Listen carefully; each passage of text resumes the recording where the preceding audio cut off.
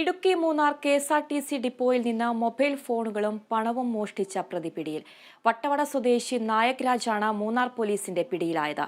കഴിഞ്ഞ ദിവസമാണ് ഇയാൾ മോഷണം നടത്തിയത്.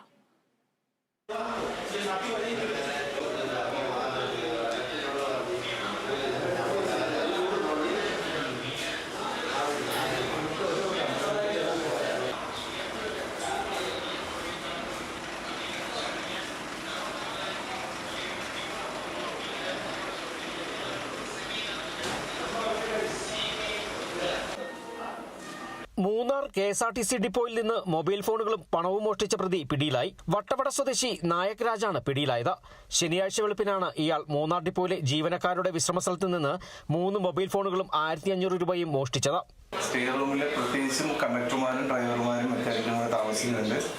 അപ്പോൾ അവര് 3 ഫോണും ഒരു പേഴ്സും കുറച്ച് പൈസ അടങ്ങിയാണ്, ഏകദേശം 1500. അങ്ങനെ ഞങ്ങൾ CCTV പരിശോധിച്ചപ്പോഴത്തേക്ക് ഒരാൾ വന്ന് കയറി ആ സ്റ്റേ റൂമിൽ നിന്ന് ഇറങ്ങി പോകുന്നത് കണ്ടു. ഈ വിവരം പെട്ടെന്ന് തന്നെ പോലീസ് സ്റ്റേഷനിൽ അറിയുകയും അവർ പെട്ടെന്ന് തന്നെ മൂന്നാർ ഡിപ്പോയിൽ വരികയും കാര്യങ്ങൾ അന്വേഷിക്കുകയും ചെയ്തു. കണ്ടക്ടർമാരായ കലേഷ്, ജിനേഷ്, അഭിലാഷ് എന്നിവരുടെ മൊബൈൽ ഫോണുകളും കലേഷിന്റെ പേഴ്സിൽ ഉണ്ടായിരുന്ന 1500 രൂപയുമാണ് മോഷണം പോയത്. പ്രതിയുടെ ദൃശ്യം നിരീക്ഷണ ക്യാമറയിൽ പതിഞ്ഞിരുന്നു.